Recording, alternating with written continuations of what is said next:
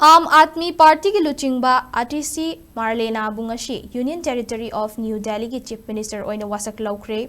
लेबाग असि की प्रेसिडेंट द्रौपदी मुर्मुना आतिशी मारलेना बु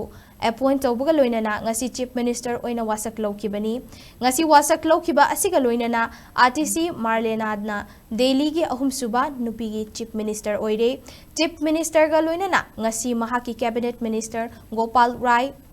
सौरभ भारतवास कैलाश गहलोत इमरान हुसैन अमसुंग मुकेश अलावतपु लेफ्टिनेंट जनरल वीके सक्सेना वासक लौकी पनबयाई अरविंद केजरीवाल ना थासिगे तरातरेता सीएम ओइबदगे रिजाइन तौखिबगा लोइनना आतिशी मारलेना बु एएपी की लेजिस्लेचर पार्टी की लुचिंगबा ओइना खनखिबनी। मैं आतिशी ईश्वर की शपथ लेती हूँ कि मैं विधि द्वारा स्थापित भारत के संविधान के प्रति